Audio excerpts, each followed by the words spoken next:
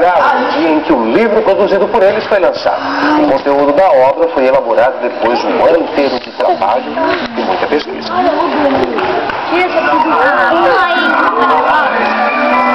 Um dos maiores desafios da educação é a mudança de comportamentos, uma tarefa que, no entendimento de uma escola de Criciúma, precisa ser feita desde muito cedo. Para essas profissionais do ensino, formar cidadãos conscientes e comprometidos com o bem-estar de cada um e da sociedade é imprescindível. Incentivar as crianças a serem autônomas e críticas faz parte da metodologia aplicada pela escola, que também prioriza a produção de textos.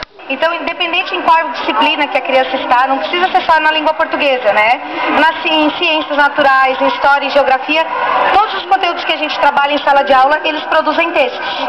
Então, em ciências, todos os conteúdos que nós desenvolvemos durante o ano, eles escolheram um dos conteúdos que mais foi significativo para eles e produziram, com base em toda a bibliografia que nós temos, textos. E os textos produzidos viraram um livro. Henrique escreveu sobre o sistema respiratório.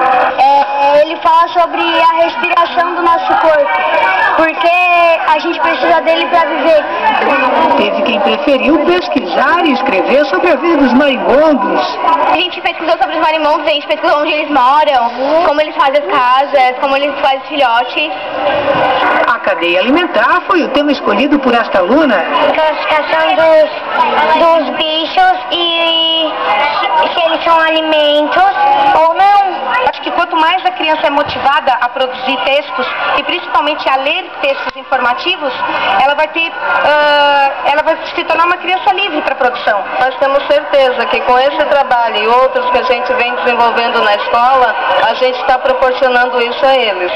Foi aguçado ali muito a criatividade deles, né? O potencial que eu nem esperava tanto que a minha filha tivesse e dos demais alunos. Eu acho que esse é o caminho, é incentivo mesmo.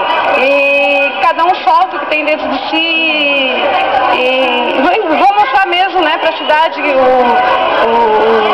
a pessoa que é e que pode se tornar futuramente, né? O colégio, estando assim, incentivando desse jeito, acho que não tem como se emocionar e agradecer, né? Os pais das crianças também tiveram participação decisiva no processo. Intimados pela escola, eles foram os grandes incentivadores para que a produção do livro se tornasse realidade. Na noite de autógrafos, organizada para coroar o trabalho de um ano inteiro, eles eram como fãs à espera da apresentação de seus ídolos. Ninguém compareceu no ato solene sem uma câmera para registrar o grande momento.